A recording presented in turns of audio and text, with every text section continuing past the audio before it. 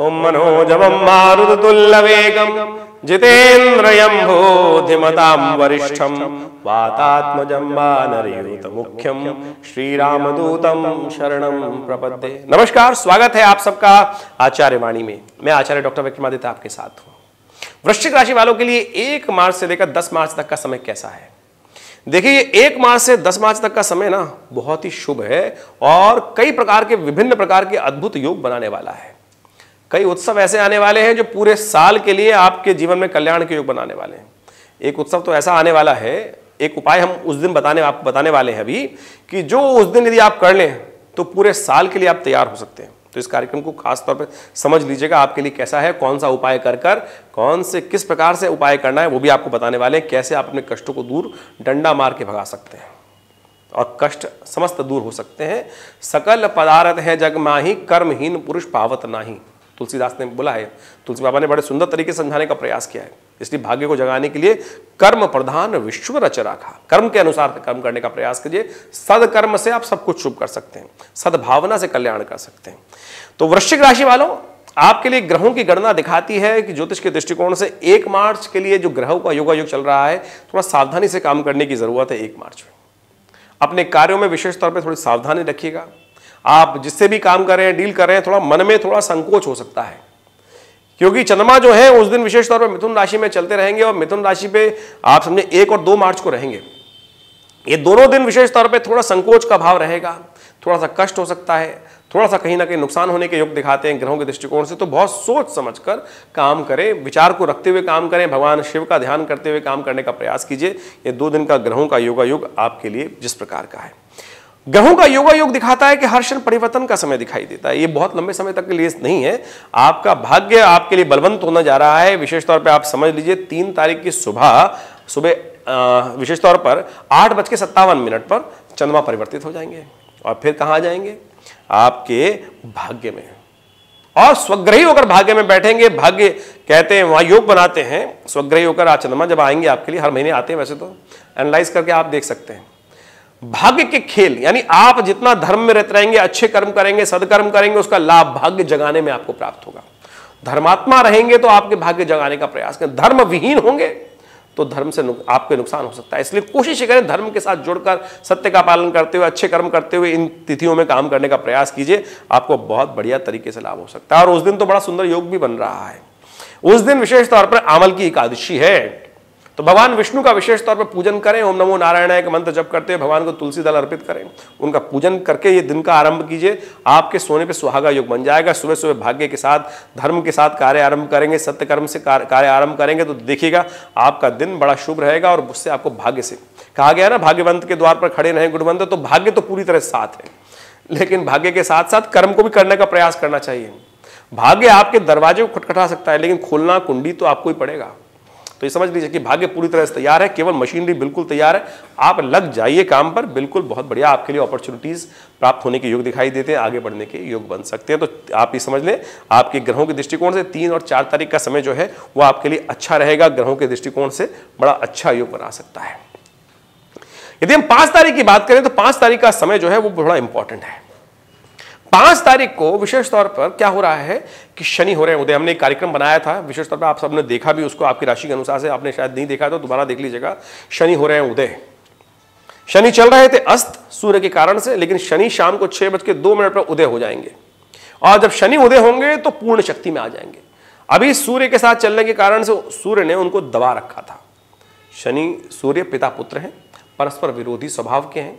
शास्त्र के दृष्टिकोण से परस्पर विरोधी स्वभाव के जब ग्रह एक साथ आते हैं तो कई प्रकार के कष्ट होने के योग बनते हैं। और कई वर्षों बाद योग बना है कि एक साथ 2 परस्परी स्वभाव के ग्रह एक साथ, बृहस्पति और शुक्र एक साथ चल रहे हैं मीन राशि में, और दोनों शक्ति संपन्न है। एक स्वग्रही है और एक वहां पर उच्च का है। दूसरा यहां पर कुंभ राशि के अंदर सूर्य आ रहे हैं और सूर्य ने आकर शनि को अस्त कर दिया था, लेकिन 5 तारीख को शनि भी उदय हो जाएंगे और वहां पर परस्पर विरोधी स्वभाव के हैं। पूरे विश्व में कुछ परस्पर विरोधी घटनाएं घट सकती हैं और युद्ध के हालात बन सकते हैं, साथ साथ क्लैश के 2 समुदाय विशेष में क्लैश के हालात बन सकते हैं। तो ऐसे में आपको अपने घर परिवार का, अपने संसार का विशेष तौर पे ध्यान रखने का प्रयास करना है, कहीं आपके मन में कुछ दिक्कत ना हो। दुविधा ना हो, परिवार में कहीं घटना ना हो। तो इस बात का ध्यान रखें। आपके सुख भाव में आकर ये योग बना रहे हैं, ग्रहों का योगा योग जो बन रहा है, सावधान होकर काम करेगा। शनि महाराज देखेंगे पूरी दृष्टि से आपके लग्न को, आपको थोड़ा जिद्दी बना देंगे। तो थोड़ी जिद को त्यागने का प्रयास कीजिए, थोड़ी विवेक को जगाने का प्रयास कीजिए। घर वाले बड़े जो आपको समझाने का प्रयास करें, गुरुजन आपको समझाने का प्रयास करें, बुद्धि से विचार करने के उपरांत कार्य करना बहुत जरूरी है। ऐसा दिखाई देता है कि आने वाले समय में, आने वाले 10 दिनों में आप थोड़ा जिद के द्वारा काम करेंगे, वो आप कष्ट हो सकता है आपको। ध्यान रखिएगा, थोड़ा सावधान रहते हुए काम करेंगे। उससे पहले काम कर लीजिए। शनिवार उससे पहले एक दिन पड़ रहा है, 4 तारीख को शनिवार है और प्रदोष का समय है। प्रदोष की विशेष तो रात्रि है, वो विशेष तौर पर त्रयोदशी और द्वादशी का संयोग जो बन गया है। तो कोशिश ये करें प्रदोष के समय में, यानी सायंकाल, प्रदोष का समय, प्रदोष की तिथि, ऐसे में भगवान शिव का अभिषेक करने का प्रयास कीजिए। भगवान शिव को आप कोशिश ये करें मधु के द्वारा स्नान कराइए। मधु, शहद ले जाकर भगवान पर अच्छे से मर्दन करें। ओम नमः शिवाय का जप करते हुए भगवान का अभिषेक थोड़ी देर शहद से कर ले। शहद को पानी में मिलाकर फिर उसके द्वारा 108 बार ओम नमः शिवाय का जप करते हुए भगवान का अभिषेक कीजिए। ये बड़ा सुंदर उपाय है। आप धन को एकत्र करने में लगे रहते हैं, कभी पुण्य को एकत्र करने का आपने प्रयास नहीं किया। पुण्य को एकत्र करने का प्रयास कीजिए। ये शुभ वेला है, शुभ मुहूर्त है जो हम आपको बता रहे हैं इस कार्यक्रम के माध्यम से। शायद कोई आपको समझाने का प्रयास नहीं करेगा, हम आपको समझाने का प्रयास करें कि शुद्ध तरीके से इन तिथियों का, इन योगों का लाभ आपको लेने का प्रयास करना चाहिए। नहीं तो ये योग भागते चले जा रहे हैं, आएंगे और कोई उसका उपयोग नहीं करेगा तो निकल जाएंगे। जो कर लेते हैं वो भाग्यशाली बन जाते हैं, भाग्य के द्वारा लाभ प्राप्त हो जाता है। अवश्यमेव भोक्तव्यम कृतम कर्म शुभाशुभम, शास्त्र के वाक्य है। अवश्य आपके द्वारा शुभ किए गए कर्मों का भोग आपको प्राप्त होगा, अशुभ कर्मों का भोग भी आपको ही प्राप्त होगा। तो इसलिए शुभ कर्म का शुभ समय में, शुभ वेला में यदि कर्म कर लिया जाए तो आपके दुष्कर्मों के अनेक जो दुष्प्रभाव हैं वो कट जाते हैं। और यदि इन्हीं शुभ वेलाओं में अशुभ कार्य करने, शराब, गलत जुआ करेंगे ऐसी शुभ वेला में, तो उसका कई गुना अधिक प्रभाव उत्पन्न होगा और आपके पुण्य खत्म हो जाएंगे। तो आप क्या करना चाहते हैं आपके ऊपर है। आप कोशिश करें, सही रूप से करने का प्रयास करें। हमने आपको समझाया, इसको कष्ट को दूर कर सकते हैं। 5 तारीख को विशेष तौर पर आप समझे कि एक तरह से जब शनि उदय होंगे और साथ साथ चंद्रमा भी परिवर्तित हो जाएंगे। चंद्रमा शाम के समय, रात्रि में 9 बजे, 9:30 बजे के आसपास चंद्रमा भी परिवर्तित होने का योग बना रहे हैं। और वो परिवर्तित होकर आपके लिए खास तौर पर जो दशम भाव में योग बनाएंगे, आपके सम्मान में वृद्धि करने के योग दे सकते हैं, आपको लाभ के योग दे सकते हैं। तो आप इसका पूर्ण लाभ लेने का आपको प्रयास करना चाहिए। बहुत अच्छे से आपके आगे बढ़ने के योग बन सकते हैं। आप समझें, आप केवल यदि अपनी जिद को त्याग कर, क्योंकि शनि जिद बढ़ाएगा, जिद को त्याग कर काम करेंगे तो सामने वाला आपका कुछ नहीं बिगाड़ सकता। सम्मान प्राप्ति के योग बन सकते हैं, लेकिन आपको जिद को त्यागना होगा। शनि के दुष्प्रभाव को दूर करने के लिए उपाय हमने आपको बताया, आप करने का प्रयास कीजिएगा, आपको लाभ प्राप्त हो सकता है। उसके अगले दिन विशेष तौर पर 6 मार्च को सत्यव्रत है। पूर्णिमा उस दिन रात्रि में है, तो पूर्णिमा रात्रि में भी है। तो जिस दिन रात्रि में पूर्णिमा होती है तो उस दिन विशेष तौर पर कर लिया जाता है सत्यव्रत। तो अब कई लोगों के मन में आशंका होती है, तो हमने ये कार्यक्रम में ये इसलिए जोड़ दिया है कि कई लोगों को आशंका ना हो, कहीं पूछते कहाँ जाएंगे। तो हमने बता रहे हैं आपको कि 6 मार्च को पूर्णिमा सत्यव्रत है, तो आप कोशिश करें उस दिन सत्यव्रत कर लीजिए। पूर्णिमा का पुण्य अगले दिन भी रहेगा, क्योंकि उस दिन होलिका दहन है। तो आप समझे, पूर्णिमा सत्यनारायण का व्रत कर लीजिए, आपके लिए बड़ा शुभ रहेगा। 7 तारीख के दिन जो है बहुत ही शुभ है, होलिका महारात्रि है। होलिका महारात्रि के दिन वृश्चिक राशि वालों के लिए कुछ खास उपाय शास्त्र में वर्णित है, वो करने चाहिए आपको। देखिए, आपके घर में कई प्रकार की एनर्जी आती है, नेगेटिव पॉजिटिव एनर्जी हो जाती है, नजर लग जाती है। अनेक प्रकार के लोग आपके घरों में आते हैं और कुछ अच्छे होते हैं, कुछ खराब होते हैं, और पूरे वर्ष इसी प्रकार के लोग आते रहते हैं। तो हमें अपने घर की, परिवार की सुरक्षा भी ध्यान रखनी चाहिए। वैसे तो आप कई प्रकार से ध्यान रखते हैं, कैमरे लगा लेते हैं, सीसीटीवी कैमरे लगा लेते हैं। बाह्य आवरण तो सीसीटीवी कैमरा देख लेगा, लेकिन अंदर का भाव, जो एक्सरे की नजर कहां से लाएगा? उसके अंदर क्या ईर्ष्या आपके मंदिर जी की नजरें शुभ है कि नहीं है? सामने देख रहा है आपके सुंदर घर को, आपकी सुंदर गाड़ी को, आपके सुंदर परिवार को, आपकी समृद्धि को, मनी मन ईर्ष्या पाल रखी है और मनी मन लगा रहा है नजर। क्यों हो गया है इसके पास? इसने कौन से पुण्य, बड़े अच्छे पुण्य वाले व्यक्ति हो आप, तो भगवान की आप पर बड़ी कृपा है। कई प्रकार के लोग बोल देते हैं, अरे भगवान ने अपनी बड़ी कृपा कर रखी है, लेकिन अंदर से नजर लगाने वाला व्यक्ति है। लग गई नजर, हो गया काम घंटा ढार। कैसे बचाएं? अनेक प्रकार के उपाय तो आप करते ही रहते हैं, कई प्रकार के हमने भी बताए उपाय, लेकिन होलिका महारात्रि विशेष रात्रि है इसी प्रकार की कष्टों को दूर करने के लिए। महारात्रि बोला गया होलिका महारात्रि को, और आपके इसी प्रकार के द्वेषों को खत्म करने के लिए, इसी प्रकार के कष्टों को खत्म करने के लिए होलिका महारात्रि बनाई जाती है कि जिसके आपके घर के पूरे वर्ष के समस्त कष्टों को आप स्वाहा कर सकें, भस्म कर सकें। अग्नि जलाते हैं ना होलिका महारात्रि के दिन, इस दिन वो भी नहीं है भद्रा, तो आप शाम के समय होली जला सकते हैं। तो हम आपको एक बताने जा रहे हैं उपाय। गुड़ मिल जाएगा आपके घर में या गन्ना, इन दिनों गन्ने की फसल आ रही होती है। गन्ने की फसल, गन्ने के थोड़े टुकड़े लेकर आप अपने घर में व्यवसाय स्थल पर, कहा जाता है कि होलाष्टक के दौरान रख देने चाहिए, और घर में से उठाकर उस दिन होलिका महारात्रि के दिन विशेष तौर पर उन सबको एकत्र कर अपने व्यवसाय स्थल, कर्म स्थल, छोटे छोटे टुकड़े या गुड़ का टुकड़ा रख दीजिए घर में। गन्ना कहीं नहीं मिल रहा तो गुड़ के छोटे टुकड़े लेकर, वो भी गन्ने के बना होता है, तो उस गुड़ को घर में कमरे में, छोटे छोटे कमरे में 1-2 दिन पहले रख दीजिएगा। और फिर उस दिन बच्चों के कमरे में हर जगह अलग अलग, आपकी राशि के अनुसार सबसे श्रेष्ठ है, क्योंकि घर के मालिक अगर आप हैं तो इस उपाय को कर सकते हैं। तो आप खासतौर पर अपने व्यवसाय स्थल पर, दुकान में, अपने ऑफिस में इस गुड़ को रख लीजिए, उठा के ले आइए होली जलाने से पहले, और उसको आप अपने मुट्ठी में रखकर, और सर्वा बाधा प्रशमनम त्रैलोक्य अखिलेश्वरी एवमेव त्वया कार्यम अस्मद वैरी विनाशनम, ये मंत्र है, दुर्गा सप्तशती का मंत्र है। पुनः सुन लीजिए, हम सर्वा बाधा प्रशमनम त्रैलोक्य अखिलेश्वरी एवमेव त्वया कार्यम अस्मद वैरी विनाशनम, 5 उंगलियों से इन समस्त जितने भी घर के हैं उनको धीरे धीरे करके, एक एक करके या एक साथ कर उस अग्नि में स्वाहा कर दीजिएगा। आपके घर की नेगेटिव एनर्जी दूर करने का आपको अद्भुत प्रकार से लाभ मिल सकता है। आप इसको प्रत्यक्ष अनुभव कर सकते हैं। कई बार आपने देखा होगा कि कई दुकान पे जा रहे हैं, सब कुछ मूड फ्रेश है, कई बार लगता है, मेरे पास फोन भी ऐसे आते हैं लोगों के कि बिल्कुल बिल्कुल ऐसा है जी, बिल्कुल दुकान पे जाते ही दिमाग खराब हो जाता है, दुकान से बाहर निकलते हैं मन शांत हो जाता है, घर में घुसते ही बिल्कुल क्रोध आने लगता है। ये कहीं ना कहीं नेगेटिव एनर्जी का प्रभाव है, आप समझ नहीं पाते हैं। तो कोशिश करें इस दिन होलिका महारात्रि के दिन इस उपाय को करने का प्रयास कीजिए, और उसके बाद दोबारा जाइएगा घर में, देखिएगा इस उपाय को करने के बाद देखिएगा आपके मनोमस्तिष्क में क्या प्रभाव उत्पन्न होता है, आपके कष्ट दूर होने का योग बनता है। प्रत्यक्षम किम प्रमाणम, शास्त्रोक्त उपाय है, एक नया पैसा आपका खर्च होने वाला नहीं है। अनेक प्रकार के लोग क्या क्या विडंबना इस संसार में पाल रखी है, कोई 3 पैर का मेंढक बेच रहा है, कोई 4 पैर का मेंढक बेच रहा है, कोई कुछ बेच रहा है कि नजर उतारने के लिए नजर बट्टू लगा रहा है।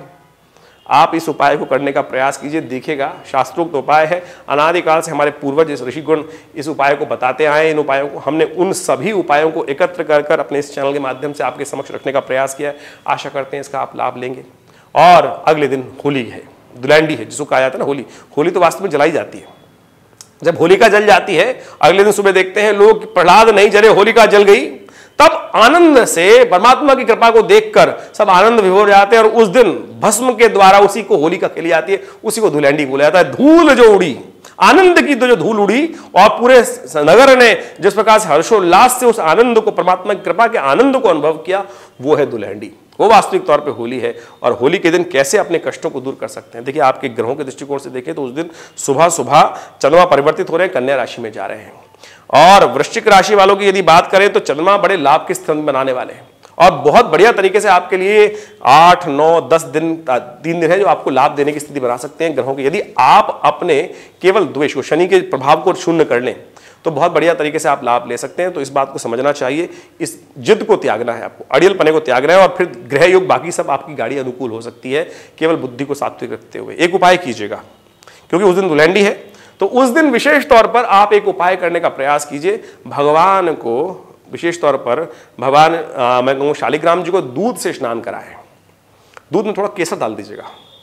दूध में थोड़ा केसर डालने के बाद भगवान को, या थोड़ा सा उसमें शहद मिला दीजिएगा, ये चीज मिलाकर भगवान को उसका स्नान कराएं।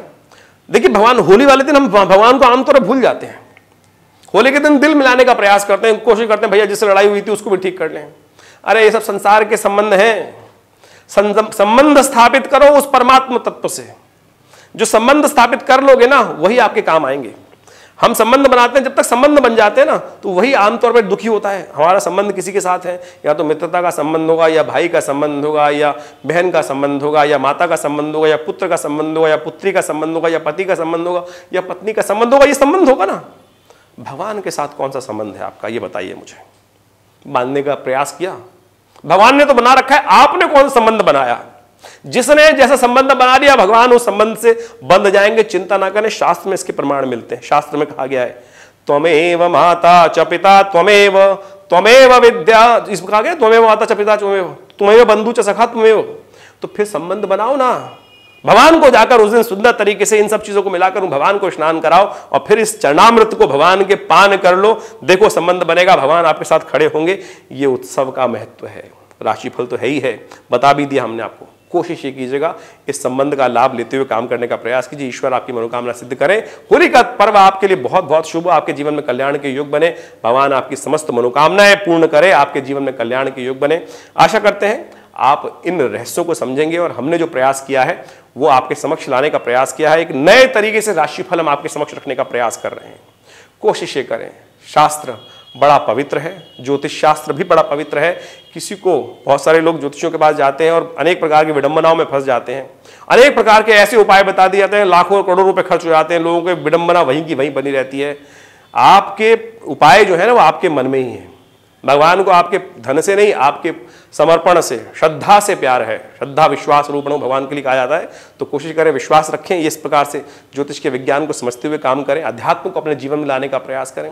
हमने विवेकानंद योगाश्रम में भी सुंदर तरीके से बहुत सारे कार्यक्रम रखे हैं इन दिनों में। रविवार में यज्ञ रहता है, हर रविवार को सुबह 8 से 10 बजे तक, उसमें भी आप सम्मिलित हो सकते हैं, भाग ले सकते हैं। और खासतौर पर 7 तारीख को होली का मिलन का कार्यक्रम रहेगा, सुंदरकांड रहेगा उस दिन, क्योंकि मंगलवार है, पहला मंगलवार विशेष तौर पर उस दिन भंडारा भी रहेगा। तो शाम को 5 बजे से कार्यक्रम रहेगा। नंबर्स सामने स्क्रीन पे चल रहे हैं, उन पे सारी जानकारी लेकर आप आश्रम में आ सकते हैं। धन्यवाद।